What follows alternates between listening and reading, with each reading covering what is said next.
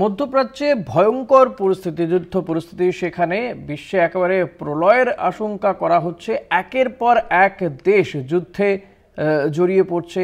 Iraq, Iran, Israel, Lebanon থেকে শুরু করে বিভিন্ন দেশ যুদ্ধে জড়িয়ে পড়ছে। 6টি দেশ রয়েছে, ইরান, ইসরায়েল, গাজা ভূখণ্ড, এই সমস্ত জায়গাগুলোতে কিন্তু একেবারে জ্বলছে বলা যেতে পারে। এই পরিস্থিতিতে ভারতের ভূমিকা কি? রাষ্ট্রপুঞ্জে ভোটদানে ভারতের বিরত থাকা নিয়ে উঠছে প্রশ্ন। কেন ভারত ফিরছে না পূর্ণ ও পরীক্ষিত জোট নিরপেক্ষতার নীতিতে? এই প্রশ্নগুলো উঠছে। মধ্যপ্রাচ্যে একের পর এক দেশ যুদ্ধে সামিল হচ্ছে। ভয়ঙ্কর যুদ্ধ, একেবারে প্রলয়ের আশঙ্কা করা হচ্ছে বিশ্বে। 6টি দেশ এই মুহূর্তে জ্বলছে যুদ্ধের আগুনে।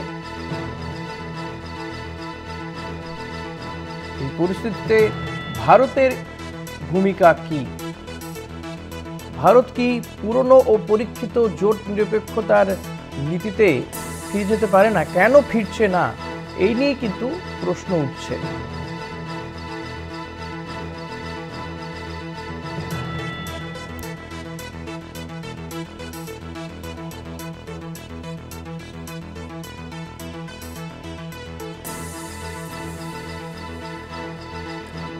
আমাদের সঙ্গে টেলিফোনে রয়েছেন জয়ন্ত ঘোষাল, কলকাতা টিভির মুখ্য রাজনৈতিক বিশ্লেষক।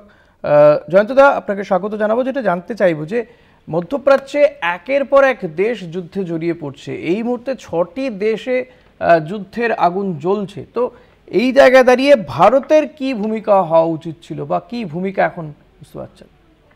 ভারতের পক্ষে খুব একটা সংবেদনশীল পরিস্থিতি তৈরি হয়ে গেছে ঋষিকেশ। তার কারণটা হচ্ছে এটা দড়ির ওপর দিয়ে প্রায় হাঁটা বিদেশ নীতি আমাদের এখন। তার কারণটা হচ্ছে যে ইরানের সঙ্গে কোনো রকম ভাবে ঝগড়ায় লিপ্ত হওয়া, সেটা আমাদের বিদেশ নীতির অগ্রাধিকার হতে পারে না। তার কারণটা হচ্ছে যে ইরান হচ্ছে পাকিস্তানের প্রতিবেশী রাষ্ট্র, যেটাকে বিদেশ নীতিতে বলা হয় প্রতিবেশীর প্রতিবেশী। এখন আমাদের এমন প্রতিবেশী পাকিস্তান, যার সাথে আমাদের সদ্য যুদ্ধ শেষ হয়েছে, সংঘর্ষ বিরতি হয়েছে, যে কোনো সময় কটুতা আসতে পারে। কেননা পাকিস্তানের সঙ্গে আমাদের সম্পর্কটা এখন কূটনীতির ভাষায় নো ওয়ার নো পিস, এরকম একটা সিচুয়েশন হয়ে রয়েছে। সেখানে যদি আমরা ইরানের সাথে ঝগড়া করি বা ইরানের সাথে সংঘাতে যাই আমেরিকান চাপে বা ইসরায়েলের সাথে বন্ধুত্ব রক্ষা করতে গিয়ে, তাহলে কিন্তু সেটা আমাদের সার্বভৌম যে বিদেশ নীতি, আমাদের সার্বভৌম দেশের স্বার্থ, তাতে অসুবিধা হবে। কেননা পাকিস্তানকে উস্কে দেওয়া হবে আরো, এবং ইরান এবং পাকিস্তানের মধ্যে একটা বিরোধ আছে। সেইখানে ইরান এবং পাকিস্তানের মধ্যে সম্পর্কটাকে নতুন করে ওরা যদি এনগেজমেন্টে চলে যায়, সেটা তো আমাদের জন্য ভালো হতে পারে না। দ্বিতীয়ত, ইরানের কাছ থেকে আমরা তেল নিই, এবং শুধুমাত্র তেলের উপরে তেলের জন্য সৌদি আরবের উপরে এককভাবে নির্ভরশীলতা না, সেটা উচিত নয়। অর্থাৎ আমাদের তেল নেওয়াটা রাশিয়ার কাছ থেকে, সৌদির কাছ থেকে, ইরানের কাছ থেকে অনেকগুলো অপশন রাখলে কোনো একটা সময় যদি কোনো একটা দেশের সাথে আমাদের সেটাতে অবনতি হয়, তাহলে আর একটা অপশন খোলা থাকে। সুতরাং অনেকগুলো অপশন একসাথে তেলের ব্যাপারে রাখাটা খুব জরুরি। কেননা তেল একটা অত্যন্ত গুরুত্বপূর্ণ জ্বালানি, যেটা আমাদের পুরো দেশের অর্থনীতি সবকিছু দাঁড়িয়ে রয়েছে একটা তেলের ওপর, অর্থনীতির ওপর। এখানে মার্কিন যুক্তরাষ্ট্রের সাথে ইরানের যে অশান্তি, এবং ট্রাম্প চাইছে যে এবার ইরানের সাথে একটা ডিল করতে, যাতে সৌদি আরবের কাছ থেকে যেভাবে তেল কিনতে কিনতে কিনতে আমেরিকার রিজার্ভার ভর্তি হচ্ছে, আর অর্থ পাচ্ছে সৌদি আরব, তাদের সারপ্লাস বাজেট হয়ে যাচ্ছে, কিন্তু তারা কিন্তু তাদের যে তেলের ভান্ডার সেটা নিঃশেষিত হচ্ছে। এখন সেখানে ইরাকের সঙ্গে ঠিক এইভাবেই আমেরিকা এই নীতি নিয়ে ইরাককে ধ্বংস করেছে, এবারে ইরানকে ধ্বংস করতে চাইছে, এবং ইসরায়েল এবং আমেরিকা তাদের মধ্যে এই ব্যাপারে সখ্য আছে। এবং তার ফলে কিন্তু ভারত সবসময় কিন্তু ইরানের ব্যাপারে একটা ন্যাম, যাকে বলে জোট নিরপেক্ষ নীতি, নন অ্যালায়েন্স মুভমেন্টের সময় থেকে নেহেরু যেটা করেছিল মার্শাল টিটোর সঙ্গে, সেই জোট নিরপেক্ষ নীতিটা এখনো কিন্তু আগের ফরম্যাটে না হলেও আমরা একই সঙ্গে ইসরায়েল এবং ইরান দুজনের সাথে সম্পর্ক ভালো রাখছি। এমনকি কংগ্রেস জমানাতে তো হয়েইছে, মনমোহন সিং, তারও আগে নরসিমহা রাও ইসরায়েলের সাথেও সম্পর্ক ভালো করতে গিয়ে শুরু করেছিল এবং নিষেধাজ্ঞা তুলেছিল বাণিজ্যিক ক্ষেত্রে। কিন্তু মোদি আরো অনেক বেশি ইসরায়েলের বন্ধু হয়ে গেছে, এবং এটা একটা রাইট উইং মৈত্রী।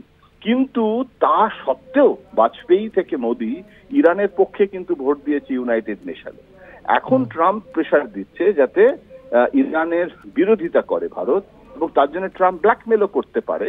অর্থাৎ ট্রেড প্যাক্ট নিয়ে হতে পারে, আদানির একটা ঝামেলা হয়ে রয়েছে ব্যবসার ক্ষেত্রে, তারপরে ভারতীয় শিল্পপতিদের ঝামেলা, মানে সেটা ভারতের ঝামেলা, এটা তো শুধু মোদির ঘনিষ্ঠ বলে নয়, যে কোনো ভারতীয় শিল্পপতিকে প্রোটেকশন দেওয়াটাও আজকের পুঁজিবাদী দুনিয়ায় রাষ্ট্রের দায়িত্বের মধ্যে এসে পড়ে, বিদেশে বিশেষ করে। এই সমস্ত কারণে চীন একটা ফ্যাক্টর হয়ে রয়েছে। এই অবস্থায় আমেরিকাকেও হোস্টাইল করা যায় না, আবার আমেরিকা ইসরায়েল অক্ষের কাছে নতি স্বীকার করলে ইরানকে হারানোটাও মুশকিল হয়ে যাবে। সুতরাং কতটা নিরপেক্ষভাবে নিজেদের মানে মেরুদণ্ড সোজা রেখে বিদেশ নীতিকে কতটা নির্বাহ করতে পারে, ভারত কিন্তু এখন চেষ্টা করছে। নরেন্দ্র মোদীকে তার বিদেশ নীতি, জয়শঙ্করের বিদেশ নীতি, সেই পথেই হাঁটার চেষ্টা করছে। আমেরিকান প্রেসারের কাছে নতি স্বীকার না করে দর কষাকষি করা, চীন দেখিয়ে দর কষাকষি করা, আবার বাংলাদেশটার জন্য নির্ভরশীলতা রয়েছে আমেরিকার ওপর। সুতরাং দড়ির ওপর দিয়ে হাঁটা, এটা ভারতের জন্য খুব ক্রিটিক্যাল একটা অগ্নি পরীক্ষা বলা যেতে পারে, নরেন্দ্র মোদীর একটা অগ্নি পরীক্ষা।